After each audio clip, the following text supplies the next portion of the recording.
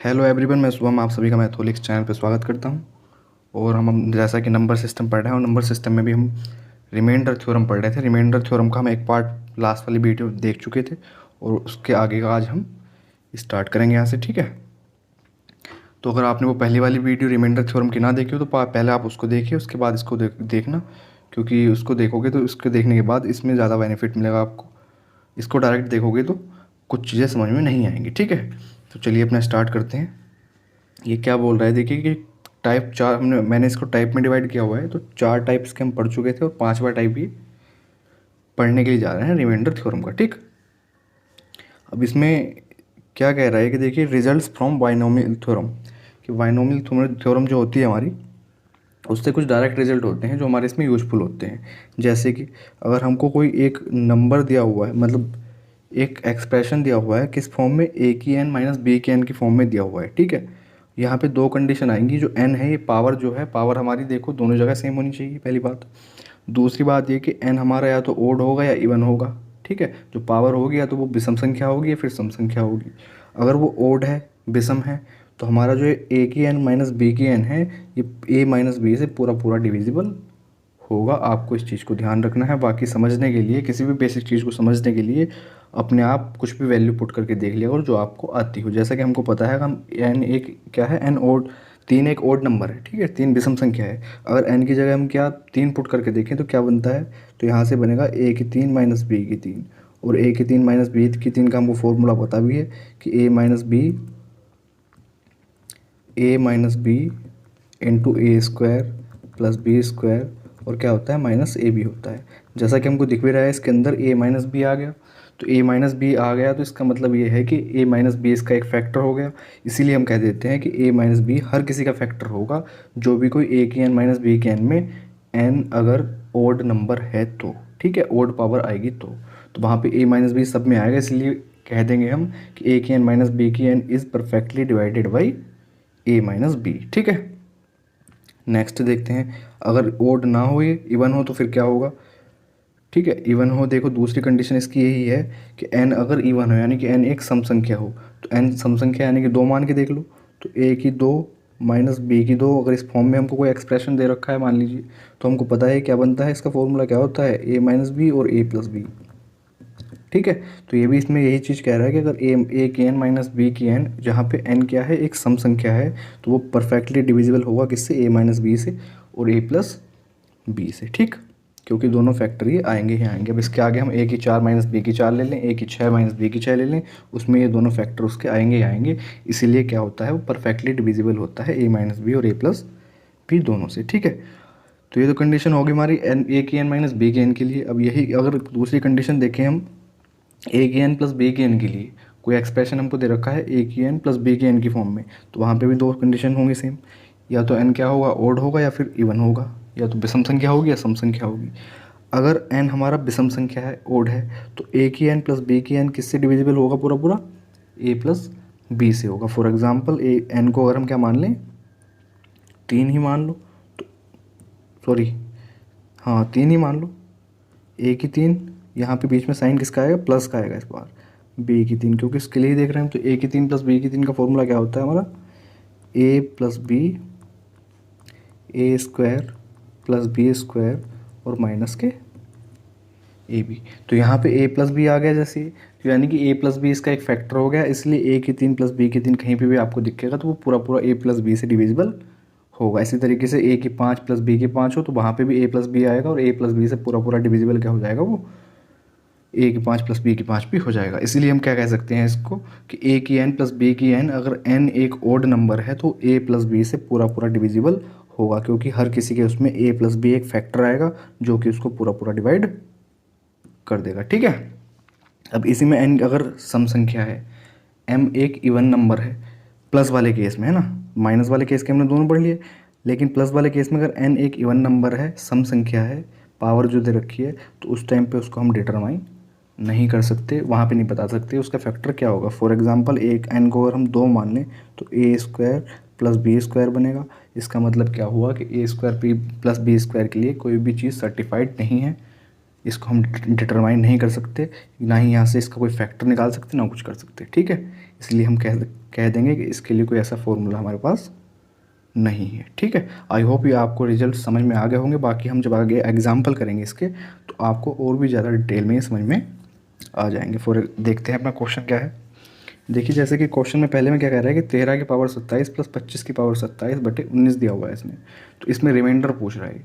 हमने भी क्या पढ़ा है कि पावर अगर सेम हो, ठीक, पावर अगर सेम हो और वहाँ पे जो उनके बेस हैं, बेस तो हमारे कुछ भी हो सकते हैं डिफरेंट, लेकिन पावर सेम है तो उनके बीच का प्लस माइनस का साइन देखना है और फिर देखना है कि पावर वो इवन है या ओड है।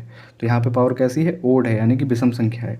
तो यहाँ पे 13 प्लस 25 इसका क्या हो जाएगा, एक फैक्टर हो जाएगा, यानी कि 13 प्लस 25 इंटू कुछ आएगा बीच में आगे, और इसको डिवाइड करवा रहा है किससे, ये 19 से डिवाइड करवा रहा है। तो 13 और 25 होते कितने हैं, 38 होते हैं, यानी कि 38 इंटू कुछ आएगा आगे, लेकिन बीच में 19 दिया हुआ है तो 19 से पूरा पूरा डिवाइड हो जाएगा। रिमाइंडर क्या बचेगा, 0 बचेगा। यहाँ से रिमाइंडर क्या आ जाएगा, इसका 0 आ जाएगा। इस चीज़ को हमने कल भी डिस्कस किया था कि 0 है, आगे कुछ भी आता रहे जब 0 के साथ मल्टीप्लाई कर लेगा तो पूरे रिमाइंडर पे 0 बना देगा। ठीक है, इस तरीके से क्वेश्चन के अंदर अप्लाई हमको इसको करना है।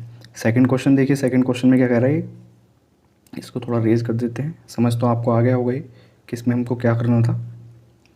ठीक, सेकंड क्वेश्चन में क्या कह रहा है कि 3 की पावर 41 प्लस 7 की पावर 82 ऑलवेज डिविजिबल बाई, किससे कटेगा हमेशा। ये दरअसल इसका एक फैक्टर ही पूछने की कोशिश कर रहा है कि इसका फैक्टर क्या होगा। तो इसमें हमने भी क्या पढ़ा था कि पावर अगर सेम हो तो वो पीछे वाली चीज़ें हम अप्लाई कर सकते हैं, लेकिन यहाँ तो पावर सेम है नहीं, एक जगह 41 है, एक जगह 82 है, तो यहाँ पे पावर हमको सेम करनी पड़ेगी। हम जानते हैं 82 क्या होता है, 41 इंटू 2 होता है। तो बस अब कुछ नहीं करना, 3 की पावर 41 तो ऐसे ही रहेगा, प्लस 7 की पावर 2 और उसकी पावर 41 लगा देंगे तो भी तो हमारा 82 बैठेगा वो। ठीक है, जिसको हम क्या लिख सकते हैं कि 3 की पावर 41 प्लस 49 की पावर 41। और पीछे हमने बाइनोमियल थ्योरम में यही चीज़ तो पढ़ी है, जो बाइनोमियल थ्योरम का रिजल्ट था उसमें यही तो पढ़ा था कि बेस हमारा कुछ भी हो, अगर ओड पावर ऊपर दी हुई हैं, हमको इक्वल मतलब एन, ए की एन प्लस बी की एन है, तो वहाँ पे ए प्लस बी क्या हो जाता है, उसका एक फैक्टर हो जाता है। तो ऐसे ही यहाँ से भी एक फैक्टर क्या हो जाएगा इसका, 3 प्लस 49 मतलब कि 52 हो जाएगा। इसलिए हम क्या कह देंगे कि 52 से ये डिविजिबल होगा। क्या, 3 की पावर 41 प्लस 7 की पावर 82 किससे डिविजिबल होगा, 52 से विभाजित हो जाएगा पूरा पूरा, वहाँ पे रिमाइंडर कुछ भी नहीं बचेगा। ठीक है, आई होप अब क्वेश्चन आपके थोड़ा थोड़ा समझ में आने लगा होगा। जो पीछे मैं आपको कंडीशन समझाने की कोशिश कर रहा था वो यही थी। इस तरीके से हम इन क्वेश्चंस को करते हैं। नेक्स्ट देखते हैं।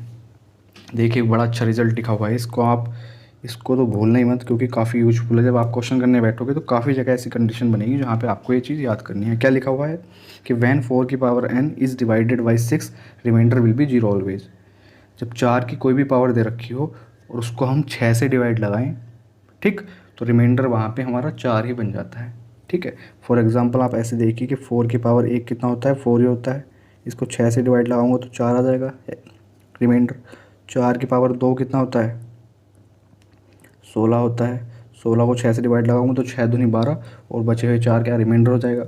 4 की पावर 3 कितना होता है, 64 होता है, इसको 6 से भाग लगाऊंगा तो कितना आ जाएगा, 60 अलग और 4 रिमाइंडर हो जाएगा। ऐसे ही 4 की पावर 4 करेंगे तो कितना होता है, 256 होता है। इसको यहाँ से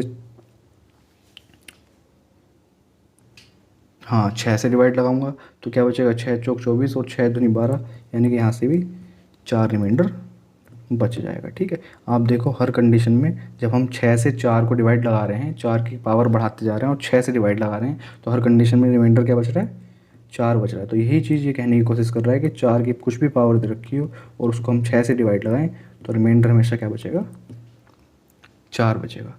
ये कहने की कोशिश इस स्टेटमेंट में इसने की है। बाकी नीचे जो क्वेश्चन लिखा हुआ है काफ़ी फेमस क्वेश्चन है, मैं सारे के सारे मोस्टली क्वेश्चन वही लेके आता हूँ यहाँ, जो या तो काफ़ी ट्रेंड में होते हैं या फिर कई बार आ चुके हैं, आपको जो हर किताब के अंदर कहीं ना कहीं मिल जाएंगे वो, इसलिए मैं क्वेश्चंस यहाँ लेके आता हूँ, जिससे आप जब करने बैठो तो आप स्टक ना हो कहीं पे बैठ के कि क्वेश्चन को देखो और वो क्वेश्चन आपको लगे कि बड़ा टिपिकल सा क्वेश्चन है ना। इस तरह के क्वेश्चन ऐसे हमको हार्ड लगते हैं जब हम इनको फर्स्ट टाइम देखते हैं, इसलिए आप इनको यहाँ प्रैक्टिस कर लोगे तो फिर दोबारा जब अपने आप से करोगे तो सारी चीज़ें अच्छे से समझ में आ जाएंगे, इसलिए मैं ऐसे ऐसे क्वेश्चन यहाँ लेके आता हूँ ये। अब यहाँ पे एक चीज़ समझिए, पहले एक चीज़ देखिए, 10 की पावर 1 को अगर हम 6 से डिवाइड लगाएं, पहले वाले इसके टर्म जो हमको दिया हुआ है, तो 10 को हम क्या लिख सकते हैं, 6+4 लिख देंगे। कल वाली क्लास में हमने यही चीज़ तो सीखी थी, कल की जो क्लास थी हमने ये तो सीखी थी कि इससे इसको हटा दो और यहाँ से हमारा क्या बच जाएगा, 4 की पावर 1/6, यानी कि 4 ही रिमाइंडर हो जाएगा। ठीक है, तो 10 के लिए सभी जगह अप्लाई होगा। 10 की पावर 2 को 6 से डिवाइड लगाएंगे, यहाँ 2 हो जाएगा, यहाँ 2 हो जाएगा। हमको पता है हर कंडीशन में क्या बचेगा, 4 ही रिमाइंडर बचेगा। ठीक है, 4 4 बचेगा सब जगह। इसीलिए आप क्या कर सकते हो, डायरेक्ट तो हमको दिख रहा है कि 4 ही आना है आंसर तो इसका, लेकिन फिर भी इसके करने का तरीका क्या होगा, करने का तरीका इसका देखिए ये होगा। हमको पता है 10 की पावर 1 में जब 6 से डिवाइड लगाएंगे तो 4 बचेगा।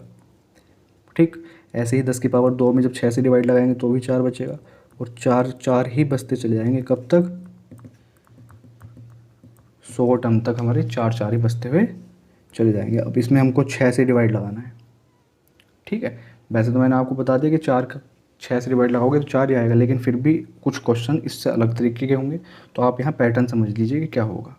अब यहाँ से हमको एक चीज़ दिख रही है कि 4 4 के 3 टर्म मिला के क्या बन रहे हैं, 12 बन रहे हैं। और जब 12 को हम 6 से डिवाइड लगाएंगे तो रिमाइंडर हो जाएगा 0। ऐसे ही आगे 3 में रिमाइंडर 0, और ऐसे ही होता होता कहाँ तक, 99 टर्म तक सबके रिमाइंडर हो जाएंगे 0। तो जो 100वां टर्म होगा हमारा वो क्या होगा, 4 होगा। तो अकेला 4 हमारा रह जाएगा। उस 4 को जब 6 से डिवाइड लगाएंगे तो हमारा रिमाइंडर आ जाएगा फाइनली 4।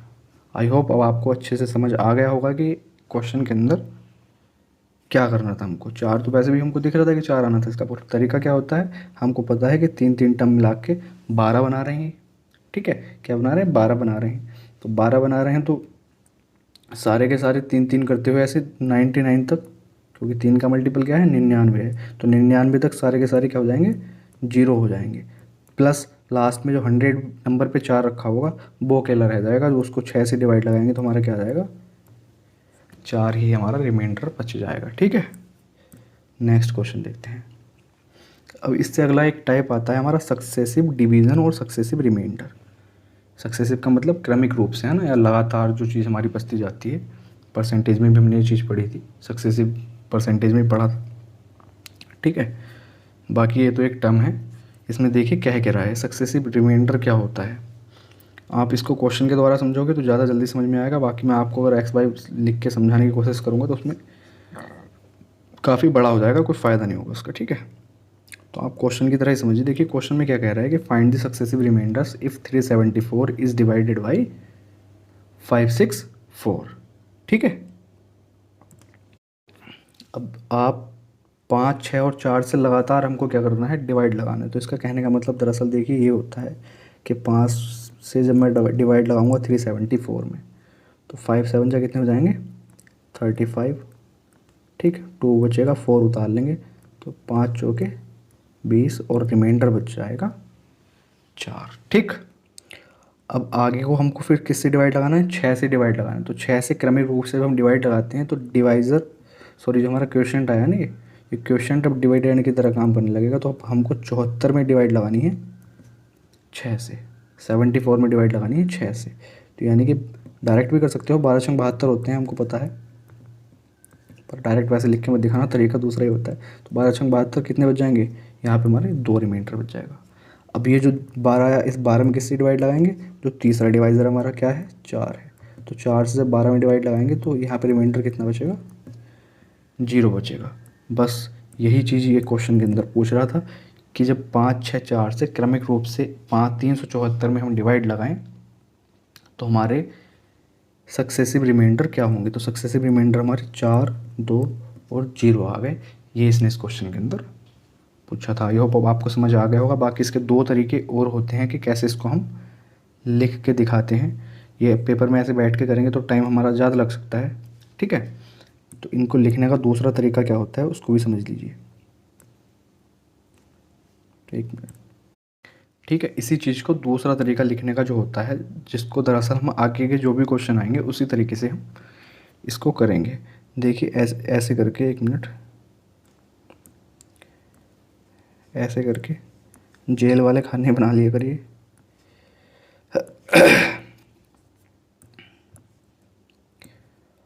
अब इसमें हमको बीच में रखना है जिसको हमको डिवाइड लगाना है, जो हमारा क्या है,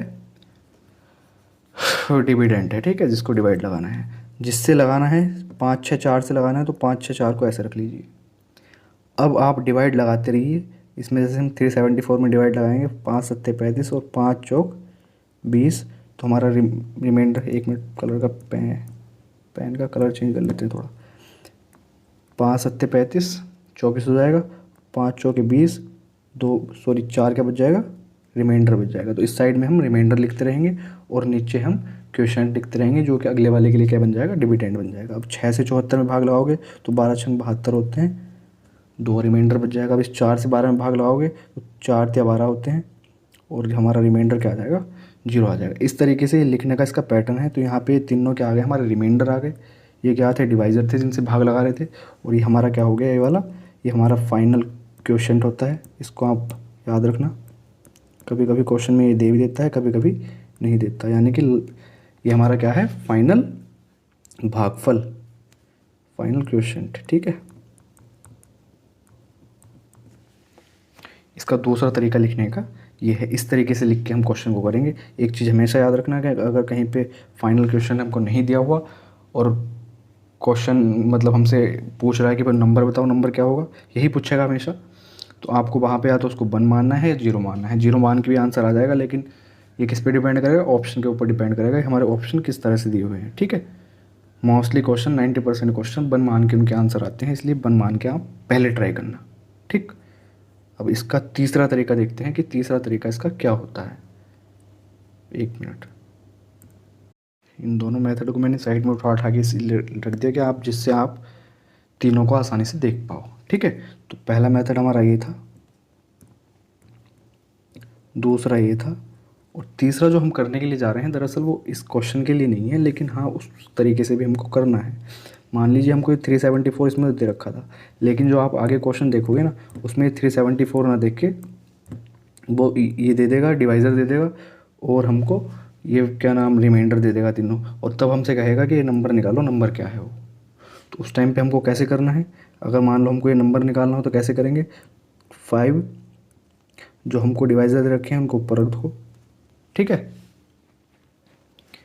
और जो हमको रिमाइंडर है, मान लो इसमें रिमाइंडर क्या आ रहे हैं, 402 आ रहे हैं, 420 सॉरी, तो इनको आप नीचे रख लो, ठीक।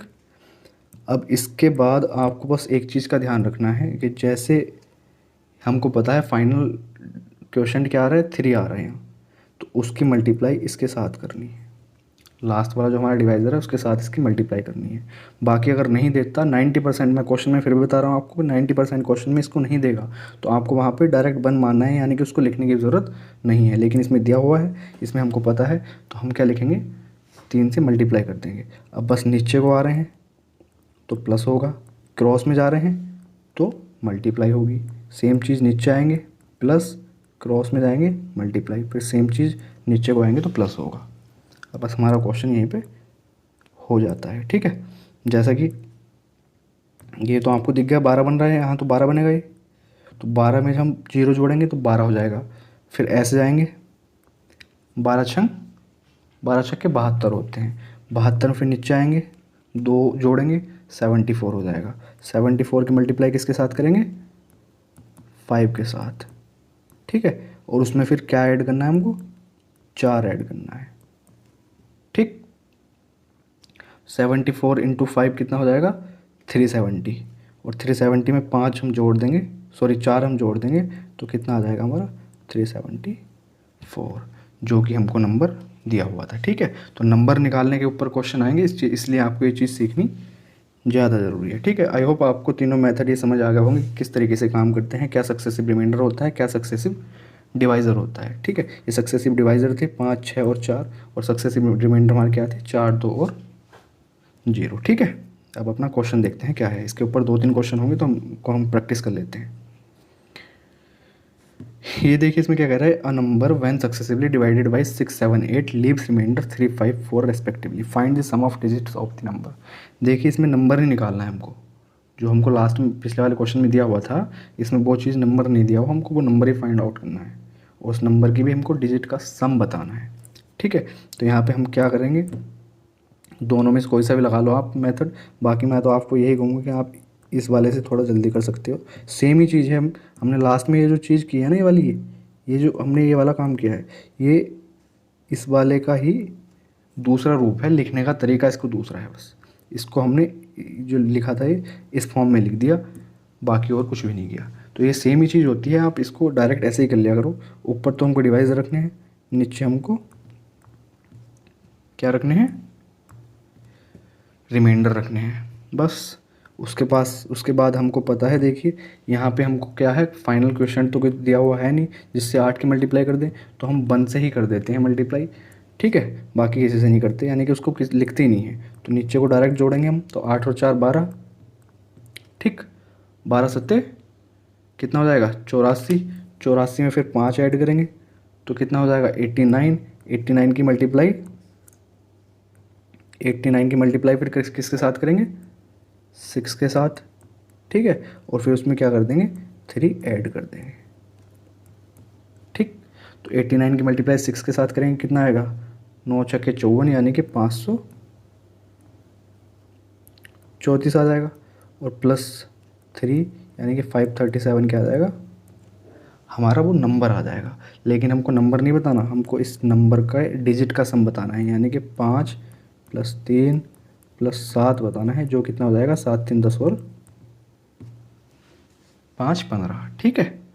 आई होप अब आपको क्वेश्चन समझ में आ गया होगा। यहाँ पे फाइनल क्वेश्चन कुछ नहीं दिया हुआ था, तो हमने क्या मान लिया, 1 मान लिया। आप इसको 0 मानोगे, आंसर फिर भी आ जाएगा, लेकिन इसके ऑप्शन नहीं दिए हुए हमको, तो हम इसमें कुछ वेरीफाई नहीं कर सकते कि 0 मान के आंसर लाएँ या क्या करके आंसर लाएँ, ठीक है।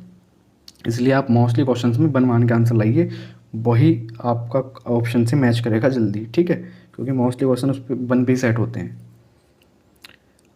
नेक्स्ट क्वेश्चन देखते हैं क्या है हमारा। एक संख्या जब क्रमिक रूप से 3 5 8 से विभाजित की जाती है तो शेषफल 1 4 और 7 बचते हैं।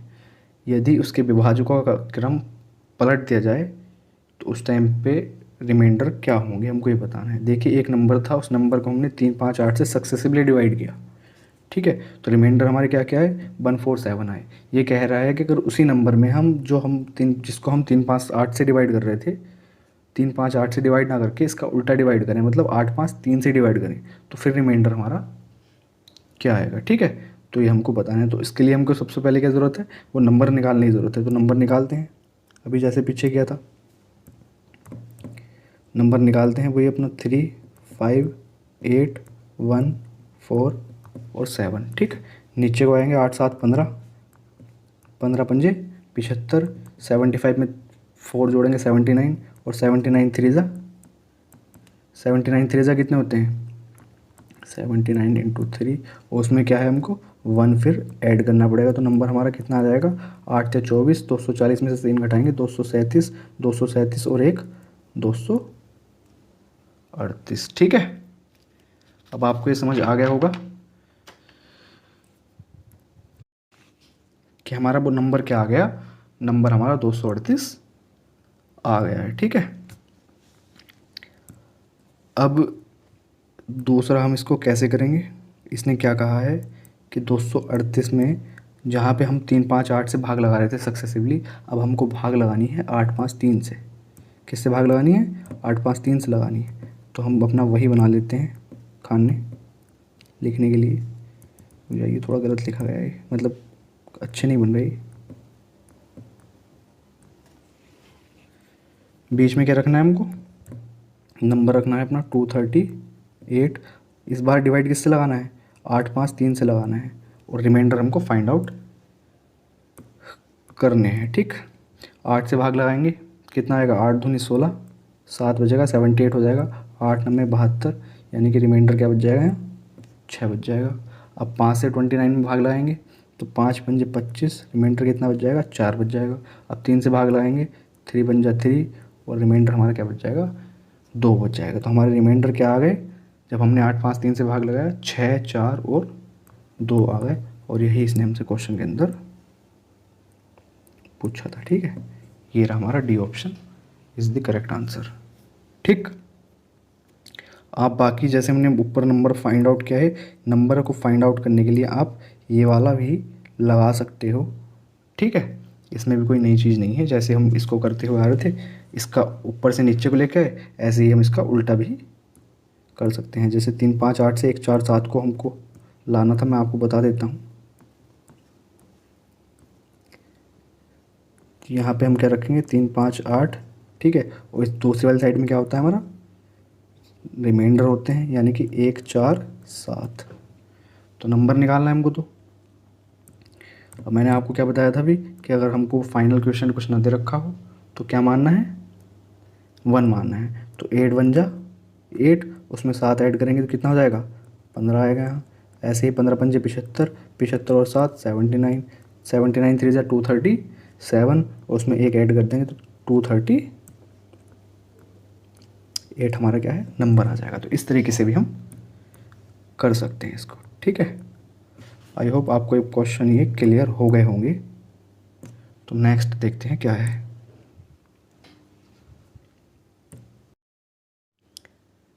ठीक है, अपना टोशन मेथड देखते हैं क्या है। साइक्लिसिटी को फाइंड आउट करने के लिए टोशन मेथड का हम इस्तेमाल करते हैं। अब ये साइक्लिसिटी क्या होती है ना, सबसे पहले तो हमको इस चीज़ को समझना है कि साइक्लिसिटी क्या होती है। वैसे साइक्लिसिटी की बात हमने, आपको याद हो तो, नंबर ऑफ़ जीरो जब हम पढ़ रहे थे तो हमने उस टाइम पे भी की थी, क्योंकि वहाँ पे हम 4 4 की साइक्लिसिटी बना के चल रहे थे। यहाँ पे एक चीज़ देखिए कि हमको 2 की पावर 49 को 7 से डिवाइड लगाना है, ठीक है। तो यहाँ पे अगर हमारा 1 बन जाए तो हमको पता है रिमाइंडर 1 ही हो जाएगा। मैंने कहा था कि 1 बनाने की कोशिश क्या करो। तो उस 1 की तलाश में हम क्या करेंगे, एक बात देखिए कि 2 की पावर 1 को अगर मैं 7 से डिवाइड लगाता हूँ तो रिमाइंडर 2 ही आएगा, ठीक। 2 की पावर 2 जो कि होती है 4, 4 को 7 से डिवाइड लगाऊँ तो रिमाइंडर 4 आएगा। इसी तरीके से 2 की पावर 3 कितनी होती है, 8 होती है। तो 8 को अगर मैं 7 से डिवाइड लगाऊँ तो रिमाइंडर हमारा क्या आएगा, 1 आएगा। ऐसे ही मैं 2 की पावर 4 की बात करूँ, बस मेन चीज़ तो हमको ये था कि 1 निकालना होता है कि 1 कहाँ पे आके आता है।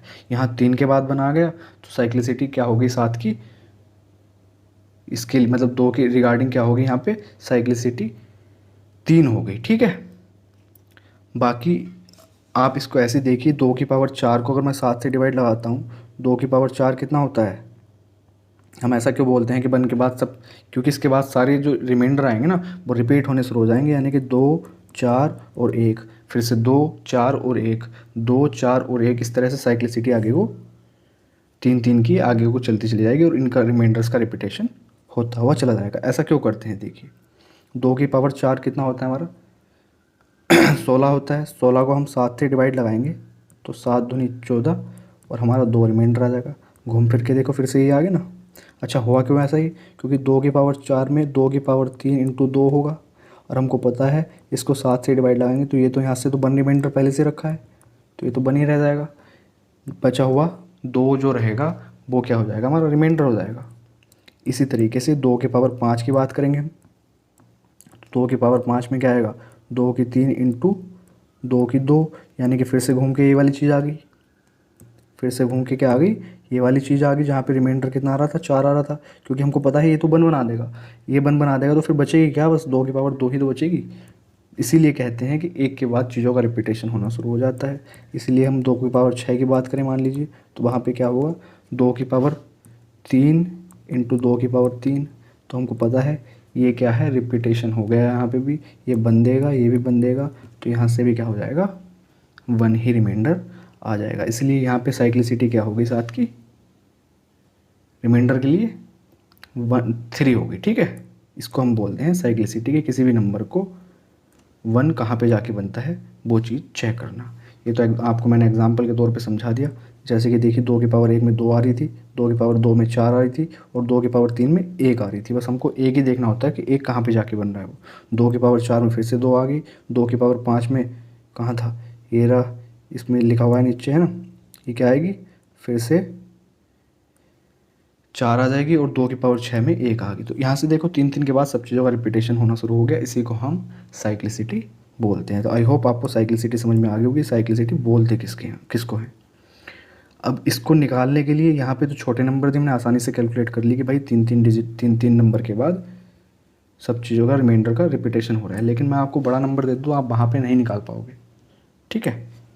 तो उसके लिए हम किसका इस्तेमाल करते हैं, टोशन मेथड का इस्तेमाल करते हैं। इस क्वेश्चन को करने के लिए वैसे हमारे पास दूसरा तरीका भी था जो हमने कल पढ़ा था।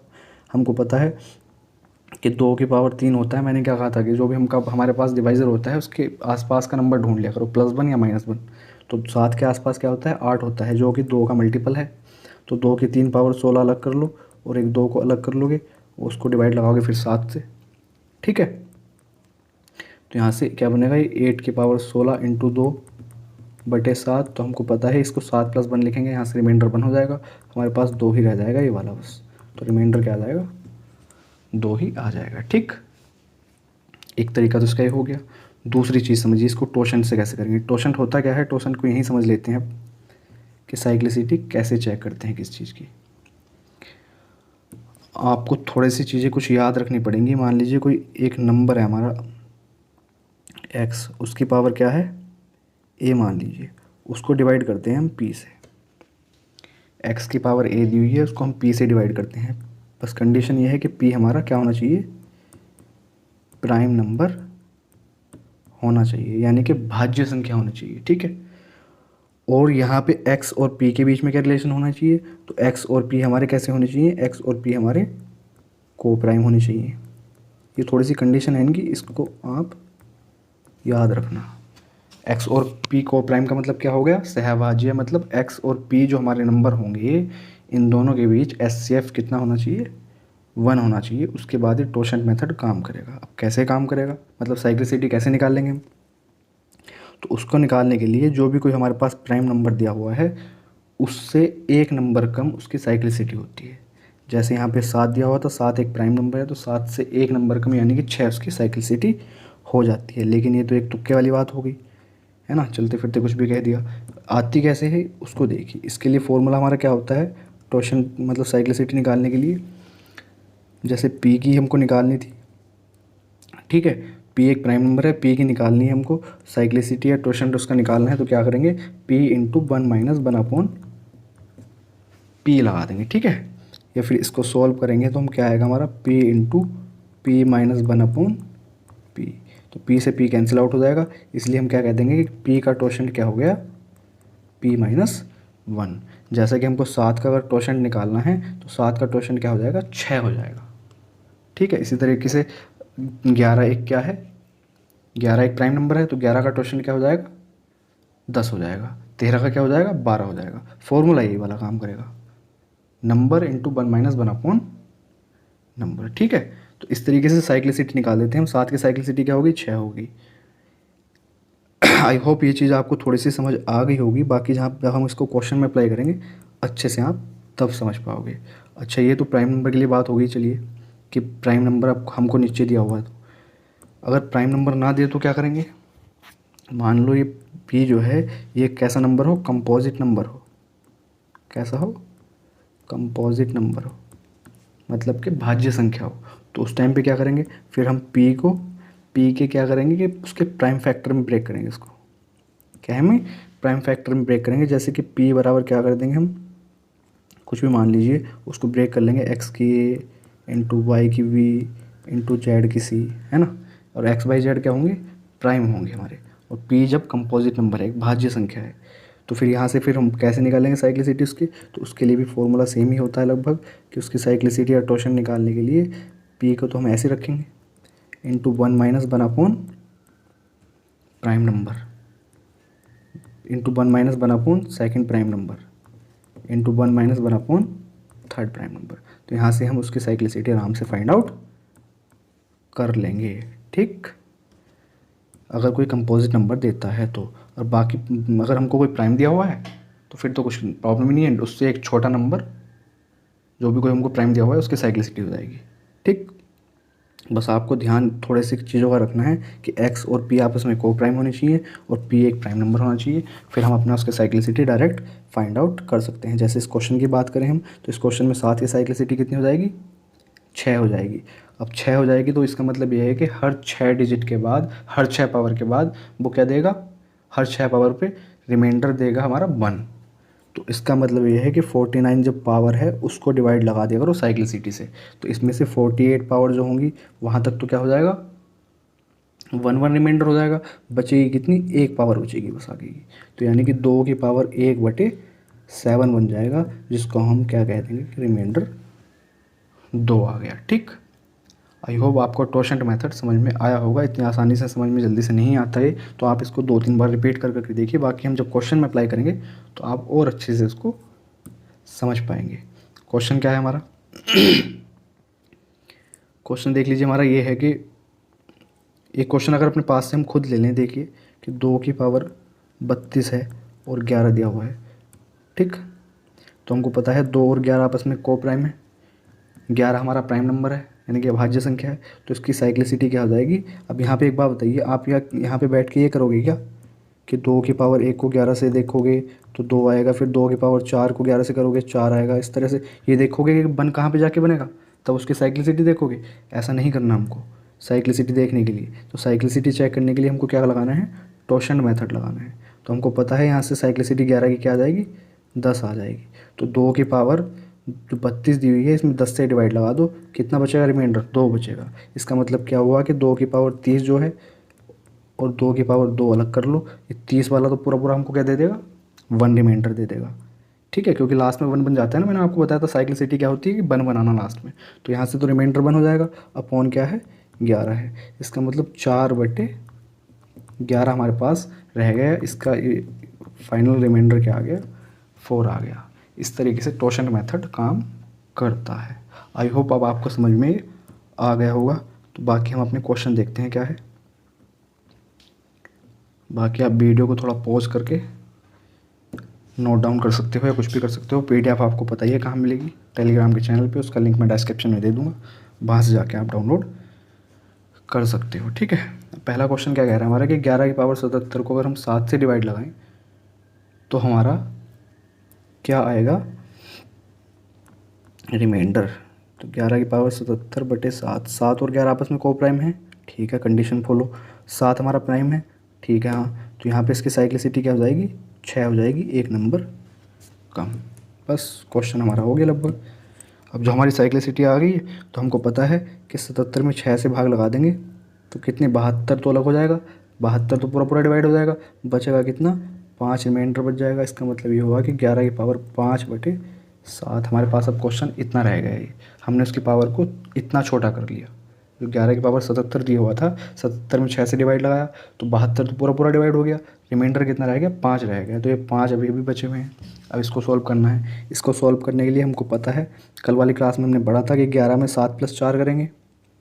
ठीक है, तो 7 पूरा पूरा कैंसिल आउट हो जाएगा। इसको ऐसे लिख सकते हैं ना कि पावर 5/7। तो मैंने बताया था इसको इससे हटा सकते हैं, कैंसिल आउट नहीं होता है, लेकिन यहाँ से हमारा रिमाइंडर क्या बन जाता है, 1 बन जाता है। ये चीज़ हमने कल डिस्कस की थी अच्छे से। तो हमारे पास अब क्या रह गया कि 4 की पावर 5/7 रह गया।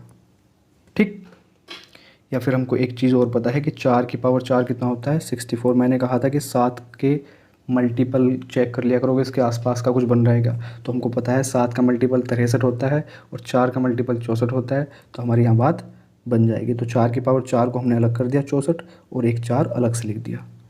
ठीक है, अपॉन 7। तो यहाँ से तो रिमाइंडर कितना आ जाएगा, 1 आ जाएगा। यहाँ से रिमाइंडर 4 ही रहेगा, यानी कि 4 × 1 कितना बन जाएगा, रिमाइंडर यहाँ से हमारा 4 ही आ जाएगा। ठीक है, एक मिनट थोड़ी मिस्टेक होगी। ये 64 4 की पावर 3 बनेगा, है ना। 4 चौक 16 चौके 64 होते हैं। तो यहाँ पे 2 पावर बचेंगी, यहाँ पे 2 पावर बचेंगी। तो यहाँ पे हमारे पास क्या रह गया, 16/7 रह गया। यानी कि यहाँ से रिमाइंडर कितना आ गया, 2 आ गया। हमने यही किया कि 4 की 5 में से 4 की पावर 3 को तो अलग लिख दिया, जो कि 64 होता है। और 64 को कैसे लिख सकते हैं, 63 + 1। तो 63 7 से पूरा पूरा कैंसिल आउट हो जाएगा और 1 हमारा रिमाइंडर बच जाएगा। बाकी 4 की पावर 2 हमारे पास अभी भी बचा हुआ है, यानी कि 16/7 करेंगे और 16 को 7 से डिवाइड लगाएंगे तो रिमाइंडर कितना आएगा, 2 आ जाएगा। आई होप अब आपको ये क्वेश्चन क्लियर हो गया होगा। ठीक, इससे नीचे का जो क्वेश्चन दिया हुआ है इसको आप खुद प्रैक्टिस कीजिए। कुछ नहीं है वैसे तो, हमको पता है 17 और 5 आपस में कोप्राइम है। 17 का साइक्लिसिटी क्या हो जाएगी, 16 हो जाएगी। तो 16 से 131 को जब हम डिवाइड लगाएंगे तो हमारे पास रिमेनिंग कितना रह जाएगा, 16 8 128 होते हैं, यानी कि 3 रह जाएगा। तो हमारे पास क्वेश्चन कितना रह गया, हमारे पास क्वेश्चन सिर्फ अब इतना रह गया है कि 5 की पावर 3 को 17 से डिवाइड लगाइए। 5 की पावर 3 को 17 से डिवाइड लगाइए। 5 पंजे 25 पंजे 125 को आप 17 से डिवाइड लगाइए तो रिमाइंडर कितना आ जाएगा? 17 × 7 = 119 होते हैं। आगे बची हुई 6 हमारा रिमाइंडर आ जाएगा। इसका आंसर क्या हो जाएगा? 6 हो जाएगा। ठीक है, इस तरीके से टोशेंट मेथड हमारा काम करता है कि साइक्लिसिटी को फाइंड आउट करने के लिए हम टोशेंट मेथड इस्तेमाल करते हैं। नहीं तो ये क्वेश्चन हमारे बहुत लंबे हो जाते हैं। इनको आप करने की कोशिश करोगे ना, पावर्स को ब्रेक कर करके, काफ़ी लंबे हो जाएंगे क्वेश्चन, कोई फ़ायदा नहीं होगा। इसलिए इनकी साइक्लिसिटी चेक कर लिया करो टोशेंट मेथड के द्वारा। बाकी आप अगर एक बनाने की कोशिश करोगे, 5 की पावर 1 को 17 से डिवाइड, 5 की पावर 2 को 17 से डिवाइड, तो बहुत लंबा और बहुत टाइम लग जाएगा। ठीक, कोई फ़ायदा नहीं है। नेक्स्ट देखते हैं। अभी तक तो हमारे पास जो नीचे डिवाइजर था वो क्या था? एक सम संख्या थी, वो सॉरी प्राइम नंबर था। लेकिन 90 क्या है? एक कंपोजिट नंबर है। कैसा नंबर है? कंपोजिट नंबर है, यानी कि भाज्य संख्या है। तो ये चीज़ मैं जो आपको वहाँ पे लिख के दिखा रहा था, वो चीज़ अब हम क्या करेंगे, यहाँ पे देखिए करेंगे। हमको पता है 90 प्राइम नंबर है, तो सॉरी कंपोजिट नंबर है, तो ये कंडीशन को उसको फॉलो करता नहीं है कि दोनों 7 और 90 आपस में क्या होना चाहिए? को प्राइम तो है, लेकिन ये प्राइम नहीं है 90। तो इसको हम सॉल्व करते हैं। मैंने क्या कहा था कि 90 को ब्रेक कर लिया करो किस चीज़ में, मतलब जो भी हमारे पास कंपोजिट नंबर है उसको प्राइम फैक्टर में तोड़ लिया करो। इसके प्राइम फैक्टर क्या हो जाएंगे? 5 की 1, 9 पंजे 45 दूनी 90 होते हैं ना, 3 की 2 और इंटू 2 की 1। ठीक, अब यहाँ से टोशेंट या साइक्लिसिटी कुछ भी कह दो, 90 की साइक्लिसिटी को जांचने के लिए मैंने क्या बताया था?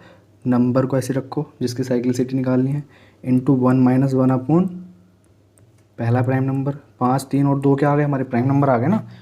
ऐसे ही 1 - 1 दूसरा प्राइम नंबर क्या है? 3 है वो, और ऐसे ही 1 - 1 तीसरा प्राइम नंबर। ठीक है, अब इसको सॉल्व कर लो, हमारी साइक्लिसिटी डायरेक्ट यहाँ से फाइंड आउट हो जाएगी। तो 90 इंटू 1 - 1/5 क्या हो जाएगा? 4/5।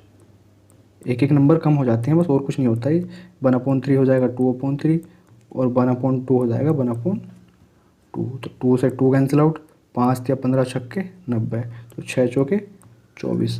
तो 90 की साइक्लिसिटी कितनी आ गई? 24 आ गई। यानी कि हर 24 पावर के बाद हर 24वें पावर पे वो क्या बनाएगा? 1 बनाएगा रिमाइंडर। बस क्वेश्चन हमारा हो गया। 7 की पावर 24 26 है, तो 24 26 में जब हम 24 से डिवाइड लगाएंगे तो हमारा रिमाइंडर कितना बचेगा? 2 बचेगा। ठीक, तो हमारा क्वेश्चन कितना रह गया? हमारा क्वेश्चन इतना रह गया अब सिर्फ और सिर्फ, कहाँ को लिखूँ, इसको हटा लेता हूँ मैं। हमारा क्वेश्चन सिर्फ और सिर्फ अब इतना रह गया कि 7 की पावर 2 को 90 से डिवाइड करेंगे तो क्या आएगा, यानी कि 49 को 90 से डिवाइड करेंगे तो क्या आएगा? तो क्या आएगा? 49 ही रह जाएगा। आई होप अब आपको कंपोजिट नंबर में भी निकालने में साइक्लिसिटी कोई प्रॉब्लम नहीं आएगी। अपना नेक्स्ट क्वेश्चन देखते हैं क्या है। ये देखिए काफ़ी फेमस क्वेश्चन है, ये आपने देखा भी होगा, नहीं देखा होगा तो आप जब कोई भी बुक लगाओगे तो वहाँ पे ये मिलेगा ही मिलेगा, कोई अच्छी बुक लगाओगे तो। ये काफ़ी फेमस बुक क्वेश्चन है अपने आप में। अब इसको देखिए कैसे करते हैं। इसमें भी सेम ही चीज़ हमको लगानी है।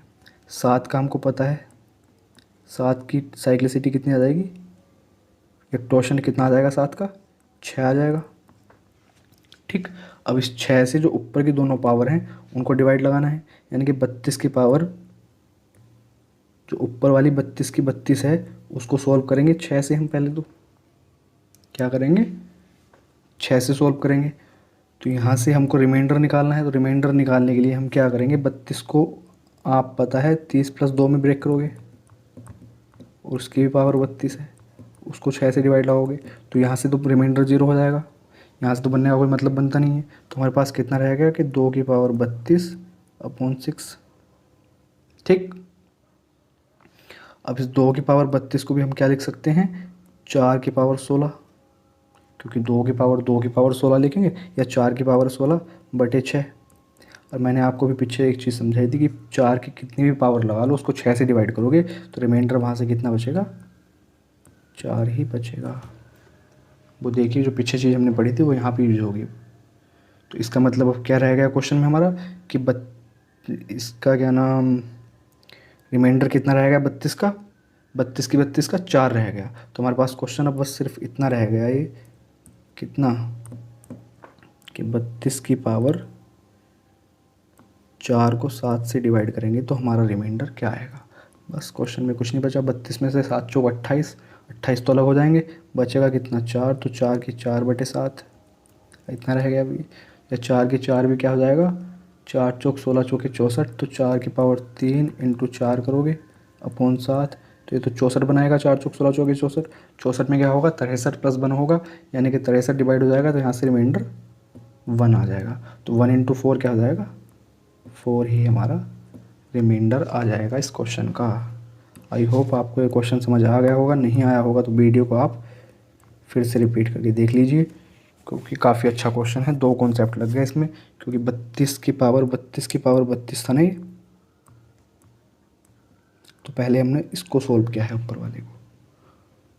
पावर की जो मतलब जो पावर दी हुई थी हमको 32 की, उस पावर को हमको सॉल्व करना था, क्योंकि हमको वहीं से तो रिमाइंडर निकालना होता है। हमको पता था 7 की साइक्लिसिटी 6 है, तो हमने 6 से इसको डिवाइड लगाया। 6 से डिवाइड लगाने के बाद रिमाइंडर कितना आया 4 आया। तो हमारे पास क्वेश्चन कितना रह गया सिर्फ कि 32 की पावर 4/7 को से रिमाइंडर क्या आएगा। तो आई होप आपको ये चीज़ समझ आ गई होगी। नेक्स्ट देखते हैं इसका टाइप 8 और रिमाइंडर थ्योरम का भी लास्ट का सबसे टाइप है। इसमें भी क्या है कि हम डिविजिबिलिटी रूल पढ़ा था कुछ, अगर आप लोगों को याद हो तो वो यहाँ पे काम आएगा, क्योंकि ये दोनों ही क्वेश्चन अपने आप में काफ़ी फेमस क्वेश्चन हैं, जो कि काफ़ी जगह भागे हुए फिरते हैं, फेसबुक, टेलीग्राम, सब जगह पे। ठीक, ये क्या कह रहा है कि 7 7 7 7 7 7 7 7 135 बार लिखा हुआ है, उसको 37 से डिवाइड लगाना है, तो उस टाइम पे रिमाइंडर क्या होगा ये हमको बताना है।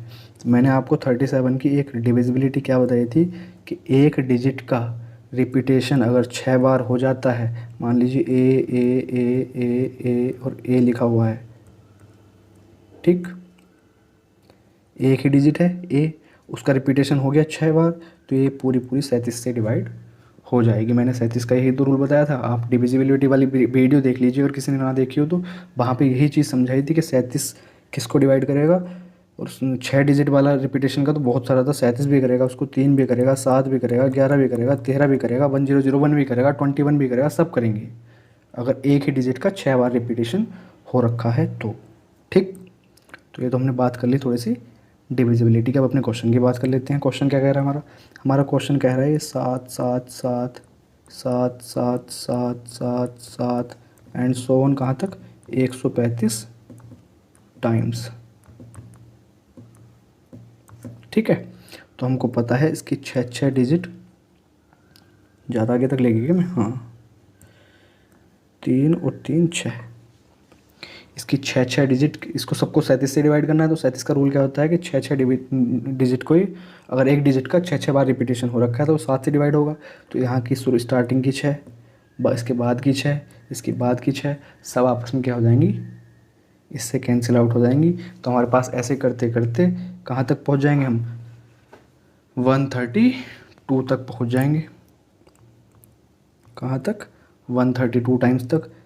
132 क्योंकि वो 6 से पूरा पूरा कटता है ना, 6 दूनी 12 और 6 दूनी 12। ठीक, तो 132 बार तक जितने 7 आ रहे होंगे वो सब के सब क्या हो जाएंगे, डिवाइड हो जाएंगे। लास्ट में कितने 7 बचेंगे, 3 7 बच जाएंगे। क्या बचेगा, लास्ट में 3 7 बच जाएंगे, क्योंकि टोटल कितने हैं 135 हैं। इससे पहले के जो 132 थे वो तो पूरे पूरे 37 से 132 टाइम जो 7 लिखे हुए थे वो तो 37 से पूरे पूरे डिवाइड हो जाएंगे।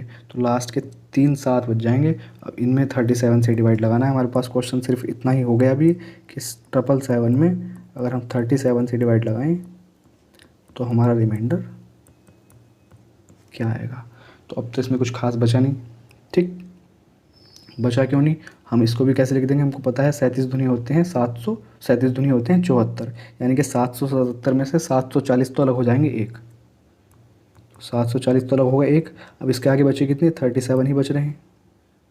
ठीक है, या फिर आप ये देख लीजिए इसका 3 गुना 37 का 777 ही होता है, इसलिए यहाँ से रिमाइंडर क्या बन जाएगा, हमारा 0 आ जाएगा।